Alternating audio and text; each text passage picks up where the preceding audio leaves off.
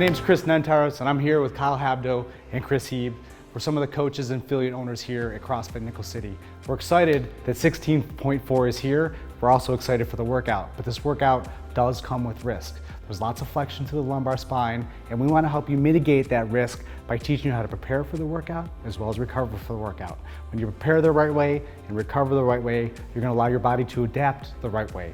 We certainly don't want any injuries to happen here, so we're going to show you some mobility sequences, some stability exercises for the core, in addition to some strategies that you could do after the workout to keep your body healthy.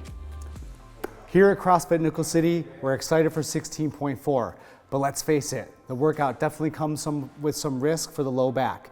So we're doing a little video and article series to help prevent low back injury during the 16.4 workout as well as recover.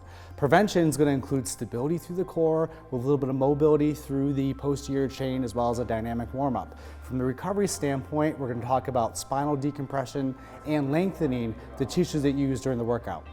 So our first exercise for the prep portion of 16.4 is called the marching bridge. This is going to activate the backside and create stiffness in the spine so that spine can be a buttress and stable during all exercises. So Kyle's going to brace his core, he's going to drive his hips up, and then without losing pelvic position, he's going to march.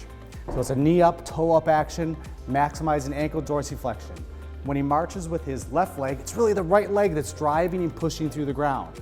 Note the pelvis is not dropping, nor is he going to excessive extension.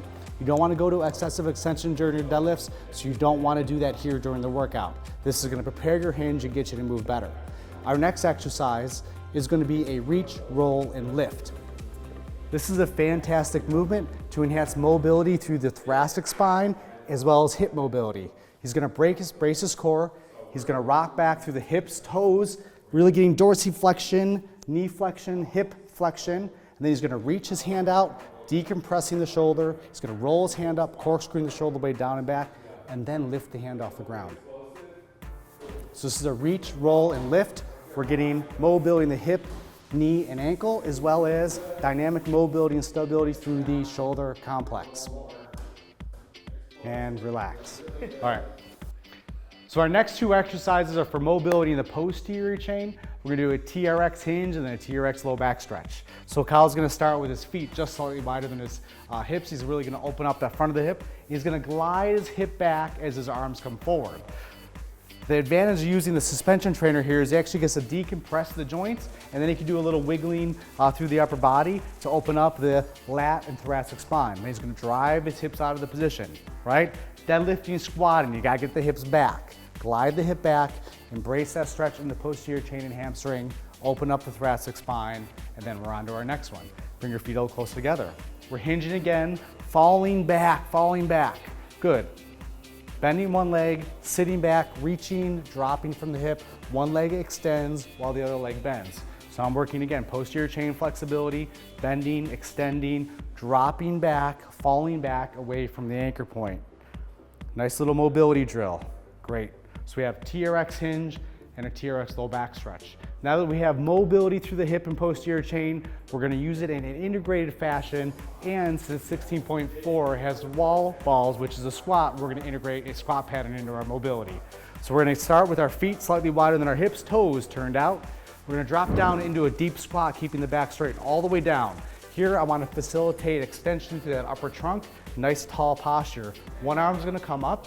We're going to focus on raising the arm while relaxing the shoulder down. Head follows the hand, and he's going to come out of that reach. Repeat on the other side. Shoulder blade goes down and back as the arm comes up. Reaching, decompressing, pushing through the ground. Both hands come down, both arms come up. Shift back onto the toes, pull yourself forward, pull yourself back. Now put the hands to the feet, drive the hip up into the air. Here's my posterior chain mobility. Get the head going towards the bottom, and bend the knees. One arm comes up and down, opposite arm comes up and down, shoulder blade down and back. Both arms come up. Yep, wiggle, wobble through the feet a little bit, open up the ankles. Both hands come down. Here's our hinge. Push through the ground, engage the quads to maximally stretch the hamstring. He's coming out of that stretch and relaxing. So we have 6 movements that give you mobility, stability, and prepare the pattern of hinging and squatting for you to prepare before 16.4. The next motion we're gonna do to prepare for 16.4 is a banded hip hinge. The unique advantage of using the band here is you're gonna get a glide in the hip, which is gonna allow deeper hip hinging for improved flexibility and mobility in the hip. Here we have a single leg version. Kyle's gonna drive the hip back, drive the hip forward. Try to keep your knees a little more unlocked, don't bend them as much. So it's important to keep vertical tibia during that hinge, during that deadlift. So that's what we're trying to create here. We're gonna have a similar pattern for what we're trying to prepare for. So it's a nice vertical shin with a hinge. Let the band pull and glide you up and back. This is not a squat, the butt's not going down. This is a hinge. Enhance your hamstring hip flex, and hip flexion ability by using the band. Double leg version or a single leg version. At the end of the workout, we really want to decompress the tissues. Here we want the back to be flat. We don't want to have extra flexion through the spine, and you're focusing on breathing. This is great for tissue perfusion and enhancing circulation. It's great to relieve tension in the lumbar spine and the discs and the joints, and it's great for additional length in the hamstrings after the workout. So here we're decompressing the body. If this is uncomfortable or too much of a stretch, we have a regression which involves using a box. Kyle can simply lie on his back with his legs elevated on a box. So here we are, again, focusing on relaxing the tissues, breathing. Drive relaxation of the tissues by connecting with your mind and elevate the legs and decompress the lumbar spine. So those are a couple of different ways that you could use at home to keep that back healthy after workout 16.4.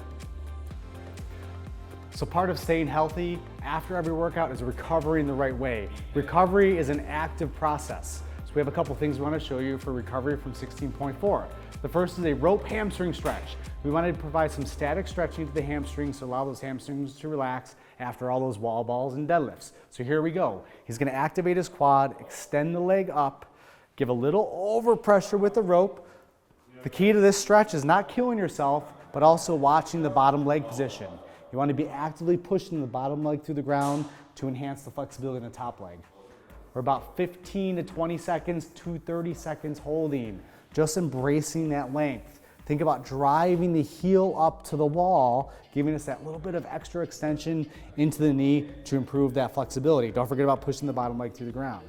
So our rope straight leg hamstring stretch. Pretty simple, yet effective. The next thing we want to do is go into spinal decompression. So there's a couple moves that we like for that. The first one's going to be a simple press up.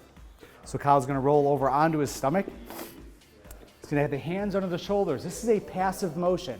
The back is taking time off right now. The extension is going to come from the upper body. So press through the ground, come in a gentle extension.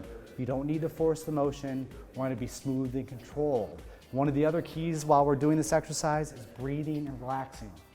With mobility, you can't put tension into an area to enhance mobility. Mobility is going to come naturally as you relax in the positions and come back down. So you can either hold the stretch at end range, 5 to 7 seconds, or you can go dynamically through the range of motion, just holding the stretch at the top and then coming back down. We're 5 to 10 to 15 reps here.